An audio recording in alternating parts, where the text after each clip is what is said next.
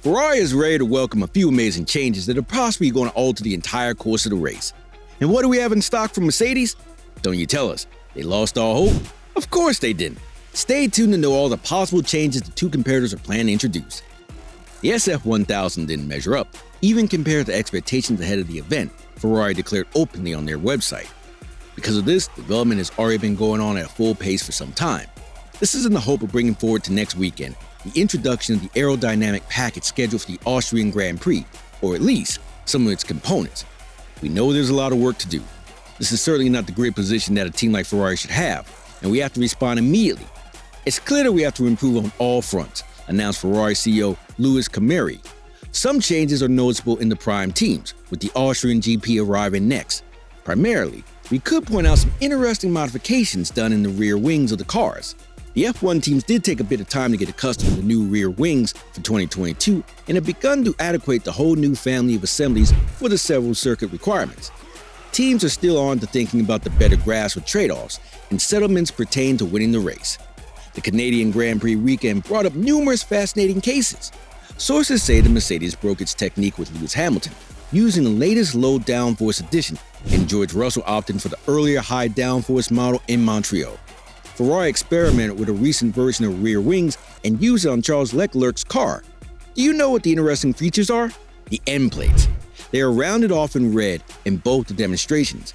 It's really unlikely to see two different teams with car ideas as distinct as Ferrari and Mercedes that come up with an identical answer in this matter.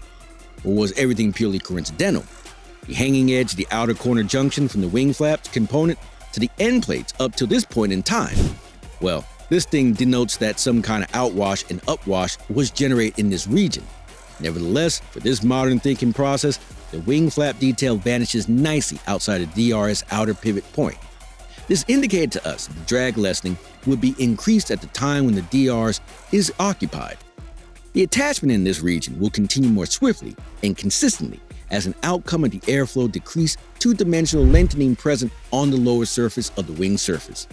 Moreover, it seems that Ferrari's recent main plate had a shorter cord at the end of the outboard. Mercedes has changed the entire rear wing design. The flaps of the outboard's end are nearly the same as that of Ferrari's, but the main difference is in its zero-side pods and more identical plane leading edge. The Mercedes benefits were far more in number than that of Ferrari's. What are your thoughts on the rear wings of Mercedes and Ferrari's? Let us know in the comments.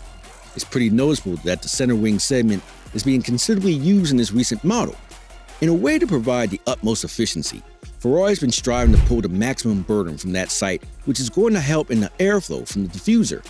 At the same point in time, the wing section is made short as it is shifted outboard this time. Normally, the makers increase or reduce the extent of the middle spoon shape to change the downforce level of the wing and eventually increase speed. That's the entire point here anyway. The contribution of the rear wing wake on the underfloor will also be more compatible if this ideology is followed as nearly as possible. Therefore, there is not going to be any unusual changes in how the vehicle influences the whole airflow.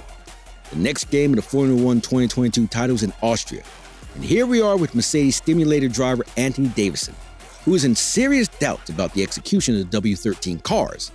What's even funnier is that Davidson is more certain that there is no expectation of Hamilton's victory.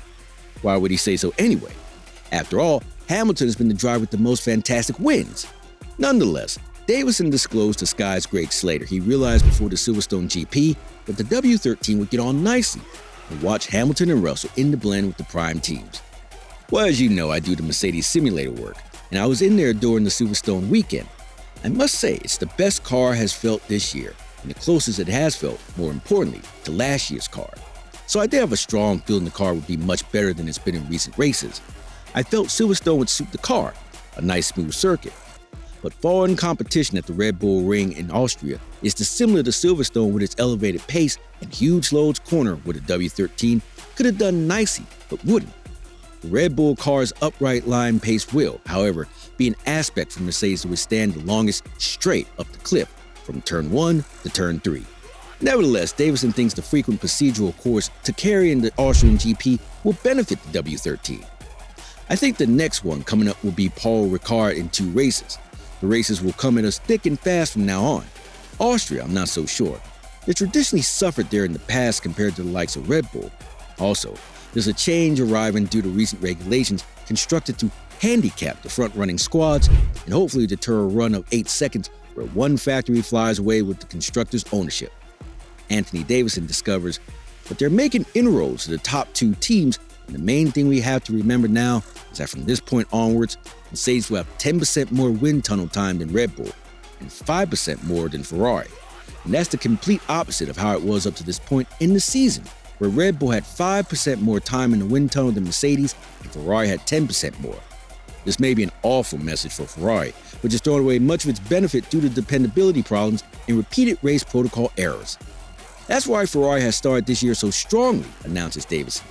They've manipulated their wind tunnel time benefit over Mercedes nicely. Even then, Ferrari is leading.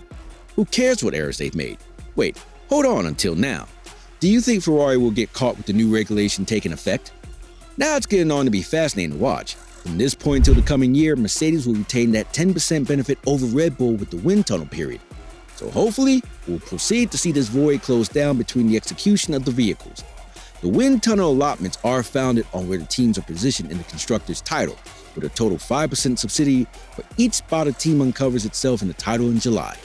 This earning is then baked in for the whole period. There's been various proposals that Mercedes will vacate their zero-side pod car model and shift to one more like the Red Bull and Ferrari vehicles.